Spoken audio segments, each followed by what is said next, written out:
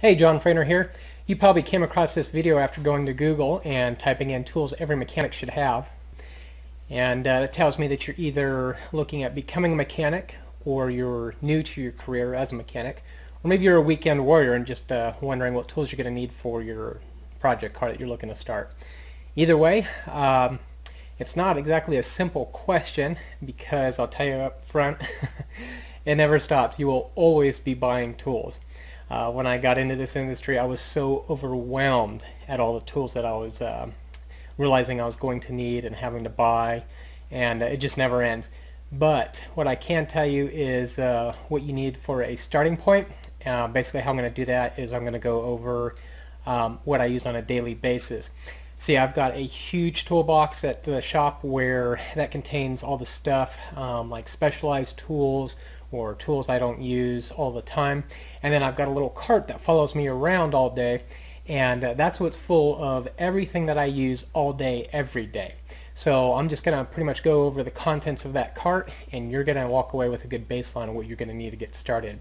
So let's see, what is in this thing? I've got screwdrivers, 3 different sizes of both standard and Phillips, and then I've got a set of mini screwdrivers. Pry bar, you're going to need a good pry bar. I also have some basic electronic tools in there, things like a digital voltmeter, a test light, and some jumper cables. And then you're going to need, of course, wrenches, standard and metric. Still a lot of standard stuff out there. You want, on the metric side, you want from about 6 millimeter all the way up to at least 19 millimeter. Again, as you get into this, you're going to find you need larger sizes, but for now that's what you need. On the standard size, 1/4 up to at least 3/4, and then the same thing for your sockets, that size range, both metric and standard. On the sockets, you want both 6-point and 12-point. And then you also want, and that's just the standard depth, your shallow sockets. You also want some 6-point deep sockets, and you want both shallow and deep for 1/4 inch also. What I've been speaking of up to now is 3/8 drive. Speaking of sizes, you're going to need ratchets, of course. You want 1/4, 3/8 drive, and 1/2 inch drive. And then you want various length extensions for each of those. That way you can reach down into the hard to get places. In addition to that, you also want a wobble adapter for each of those. It goes between the socket and the extension. And that's what's going to let you get those really hard to reach corners and stuff that you are bound to run across. Let's see, what else? That's it for sockets and ratchets. Oh, you're also going to need some Torx sockets. Those are becoming very, very common. If you get a set of Torx sockets, that range that usually comes in a kit will be a good starting point. You also want the reverse Torx. You can also get, I use the screwdriver version of the Torx a lot also. Let's see, what else? Regular pliers, needle nose pliers, some wire cutters.